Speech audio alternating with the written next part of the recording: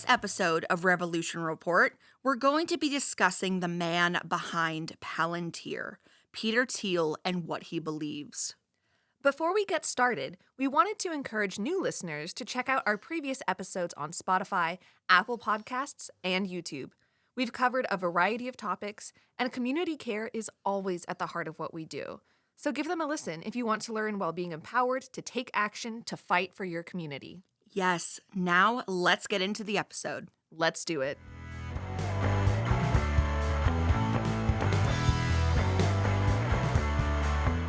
If you've been paying attention to the news in the past couple of years, you've probably heard the name Peter Thiel. You probably know that he's a Silicon Valley tech bro, that he's very wealthy, and the PayPal guy. And you even may have heard his name in connection to Palantir. But unless you spend your time scouring the internet, looking for every piece of information on our tech oligarchs, you may not know too much about Peter Thiel and what he believes. Which is why we're doing this episode, because he's one of the most powerful people in America, if not the world. Scary. Yes, and Americans should know about the people pulling the strings in our country. So, who is Peter Thiel? Peter Thiel is a 58-year-old man who was born in Germany, briefly lived in the US, and then lived in southern Africa for a few years as a child with his family, before his family moved to the United States, where he spent the rest of his childhood. Thiel went to Stanford for college, where he notably displayed his bigotry proudly, co-founding the Stanford Review, a conservative and libertarian paper at the college. While he was the editor, he wrote pieces about the downsides of diversity and multiculturalism. So that should tell you a lot about who he was. Definitely not the guy that I'd be friends with. That is for sure. Same, sister. After undergrad, he went to Stanford Law School, and only a few years after graduation, began his career into venture capitalism. Boo. That is a big boo. It is a big boo. In 1999, he launched PayPal and actually joined forces with Elon Musk for the first time in 2000. When PayPal and Musk's company X.com, not to be confused with the website formerly known as Twitter, merged to allow PayPal to expand to cell phone use. Now, we'll talk about the company that Thiel is most infamous for creating, Palantir. Thiel co-founded Palantir Technologies in 2003, naming the company after the indestructible crystal balls in Lord of the Rings. Oh my God. Truly. Peter Thiel is obsessed with Lord of the Rings, but not in a cool, fun way, in a wants to become or enable Sauron kind of way, in his surveillance state vibes. Because that's what Palantir effectively does. It enables a surveillance state. Palantir is a data analysis company with various platforms that basically analyze the data customers provide, and then creates recommendations for what should be done based on the data. That may not sound too bad on the surface, but Palantir's clients span the globe, including governments around the world and countless governmental agencies. Because Palantir's platforms rely on data, when governments feed data to the companies, they are giving the data of their citizens to the company and allowing their software, which is artificial intelligence, to assist with the decision-making in that country. And if governments and government agencies are relying on Palantir, and Palantir requires data, that creates a surveillance state because the data of the citizens is regularly being collected to feed the company. Yes. And it's not an exaggeration to say that Palantir is used practically everywhere. Yeah. It's used by hospitals, banks, police forces, even possibly your local pharmacy. And the United States government loves Palantir. In fact, the CIA even funded the early development of the company because Thiel stated that the company's products would be used to fight terrorism in a post-9/11 world. Palantir is genuinely a horrifying company. Police forces that use it are engaging in predictive policing, which is basically profiling citizens before there's even a crime committed. And predictive policing can get racist very, very fast. But perhaps it's no surprise that the company created by the man who wrote about how diversity is bad in college provides a service that encourages the racial profiling by police departments. You're so right. You are so right. The U.S. government uses Palantir in its military and intelligence agencies, as well as the Department of Homeland Security and ICE. Palantir has been complicit in the atrocities and violence committed by ICE agents for over a decade at this point. ICE has always been a fascist, evil organization, as we've discussed. Yeah. And Palantir has been helping it commit crimes against humanity since 2014. And in case it wasn't already clear that Palantir is a despicable company used to violate human rights, Israel uses Palantir in its genocide of the Palestinian people. It's also being used in the current destructive and inhumane war against Iran. And using AI, which Palantir does, in a war is not only deeply, deeply unethical, but it leads to outrageous errors as well. Because AI isn't actually intelligent, it can't discern between legitimate military targets and civilian targets. It's causing massive devastation, as we've seen. And Peter Thiel is just fine with that. And Peter Thiel's contributions to the horrible state of the world don't end at Palantir, believe it or not. He was the first outside investor in Facebook, way back in 2004. And as we know, Facebook became Meta, which owns Facebook and Instagram and the surveillance devices known as Meta glasses. Meta is an unethical company that has been proven to contribute to the declining mental health of its users. And it's also a client of Palantir, which means that all of its users' data goes to Palantir, another way that Peter Thiel and the company have access to all of your information in case your government didn't already hand it all over. Terrifying. I mean, that's one of the main reasons I left Meta in the first place. As soon as I found all this out, I went, nope, we're not going to line the pockets of oligarchs and people who create and commit crimes against humanity. And you're so right for that. Palantir is clearly an incredible, influential company, and Thiel is the chairman of the company's board and has been since the company was formed. With everything that Palantir is involved in, and considering that Thiel is a tech billionaire, it should be very, very clear that Thiel is really, really an influential person in this world. Yes, and he's also incredibly influential to the Trump administration specifically. For one, Vice President J.D. Vance has had a long relationship with Thiel. Vance used to work for Thiel's investment firm, Mithril Capital, another Lord of the Rings reference, and Thiel donated $15 million to Vance's Senate campaign in 2022.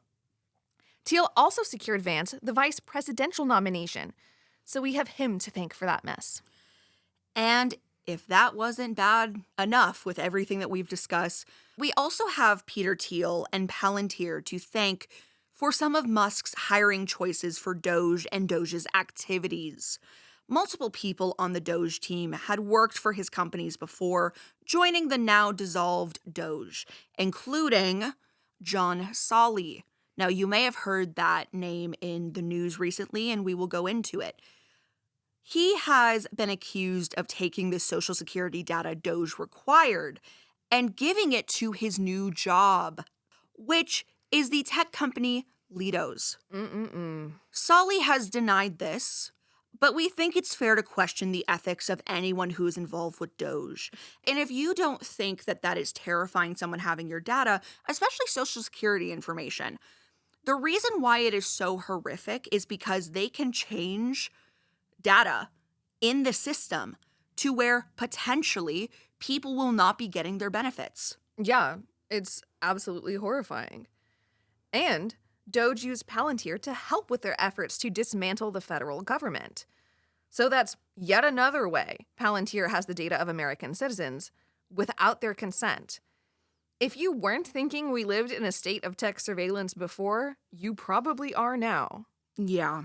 We've given an overview on Thiel's work and influence, and we are absolutely encouraging you to research more about him. And once you start digging, it's amazing how many things he's been involved with in some way. He got close ties with Elon Musk and repeatedly invested in his companies. He's invested in OpenAI, which is ChatGPT, and he even had, get this, a 5-year email communication with Jeffrey Epstein. But we're not going to dive into all of that. Yeah. We're going to turn to an examination of Peter Thiel's beliefs and the ideology underpinning his work and his vision of how he wants to shape the world. Because Thiel is so influential, understanding his ideology is absolutely essential, especially if we want to push back against what he's doing. Well, get ready to buckle up, because here we go. So what are Peter Thiel's beliefs? Thiel is a capitalist Christian libertarian in very peculiar ways, I would say. His capitalism is informed by an apocalyptic view of the future, which comes from the vein of Christianity, which he developed through the study of French-American philosopher René Girard. Girardian philosophy is complex, so we'll do our best to simplify it. It all centers on the concept of mimetic rivalry, which is the idea that once basic human needs like food and shelter are met, humans begin to copy or mimic the goals of people they admire, sending them into an endless rivalry with those people. This mimicry and rivalry, according to Girard, builds and builds in groups and eventually turns into a sort of war of all against one. And that one is the scapegoat. And the scapegoat is blamed for societal problems. Girard believed that Christ's death exposed that scapegoats are actually innocent, because Christ was a scapegoat and crucified through collective violence. But that society continues to scapegoat others even after Christ's death, despite now knowing that it doesn't bring unity, and that this leads to unchecked, spiraling cycle of mimetic rivalry that will lead to the apocalypse. Ooh.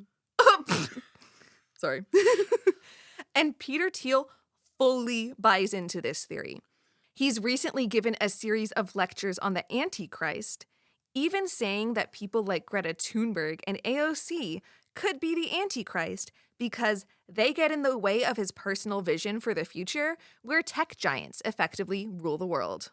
Yeah, get ready to hear what he says about these women because it is deeply, deeply flawed. It's crazy. Greta Thunberg he dislikes because he says that she is, quote, a Luddite who wants to stop all science. Oh, Jesus Christ. And to clarify, by science, he only means technology and AI, not the very real science backing up Thunberg's fight for climate justice. Oh, what a paragon of a man. Truly. Which brings us to the fact that Thiel doesn't believe in democracy. In fact, he stated, quote, I no longer believe that freedom and democracy are compatible. You should be laughing. That's it's so insane. What? No. Oh my God, whatever. He wants a world ruled by big tech because he doesn't believe in nations as they exist today. Why, you may ask? Because he believes they're shaped by mimetic rivalry and will help bring about the apocalypse. Mm-hmm. Instead, he believes, now get this, he actually believes this, that tech oligarchs are the smartest people and will be able to guide society away from the apocalypse. This is real. This isn't a joke. This is what he truly believes. He gives lectures on it. He does, and they're off the record because I believe on some level he knows he'd be roasted if it got made public. Too bad for him. This information is now public. Yeah. So you deserve all the roasting, Peter Thiel. Now, does this sound like someone who should have as much influence as he does? Someone whose ideology is clearly designed to justify his personal goals of being a techno-authoritarian? And that's not all of it. Thiel's belief system also pulls heavily from the writings of Carl Schmitt, a German Nazi philosopher. Yeah, when we found that Carl Schmitt was the person he was pulling from, that told us everything. Yeah. Schmitt made intellectual arguments justifying Nazism, and he's one of Peter Thiel's biggest ideological inspirations. Thiel cites him all the time in speeches and papers. Is it a coincidence that so much of Thiel's work has been destructive to the world and democracy if this is what he believes and where his ideology is coming from? Facts. Now, Peter Thiel may be gay, but don't let that make you think he in any way has left-leaning ideology. He's behind so many forces and movements that are pushing this world into global fascism. Yes, and as Jennifer Coolidge says, these gays, they're trying to murder me. And the way that Sarah hasn't even seen White Lotus. Good bit, Diva. Good bit. By now, it should be pretty clear that Peter Thiel and his companies shouldn't be trusted to do good in the world. After all, there is a saying: if there's a Nazi sitting at a table and 10 other people are sitting and talking with him, you've got a table with 11 Nazis. Mm-hmm. So let's sit with that. Yeah. So, what can we do? The most important thing we can do currently is spread information. The average person may have heard of Peter Thiel, but they probably don't know much about him, what his companies do, or what he believes, and just how powerful he really is. Yes, so talk to your friends and family about him and make it clear how dangerous he is to democracy. The first step to causing change is to make people aware of the problem. We've got to make Peter Thiel unpopular. And he should be. And if any institutions in your community use Palantir, contact the leaders of those institutions and urge them to divest from the company. If we want Palantir to be less powerful, we need to cut down on its number of clients. We'll attach a link to a map of Palantir locations on our website, handballcartradio.com, for anyone who wants to find out if companies use Palantir in your community. We'll also include a link to Purge Palantir's website. They're an organization that has been protesting Palantir and their involvement with ICE and the genocide in Gaza. They've got toolkits to fight Palantir, templates to message your representatives, and lists of U.S. government officials who take money from Palantir on their website. It's a great resource.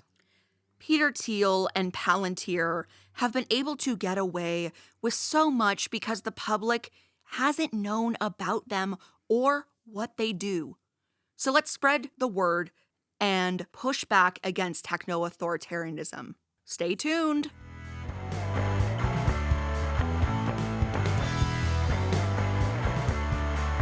That's about it for this episode. We hope it was informative. As always, you can check out our website, handballcourtradio.com. You can also follow us on Blue Sky at Handball Court Radio, and you can also follow me there at Sarah Livings-Walsh. I'm there as Not Like Mona Lisa.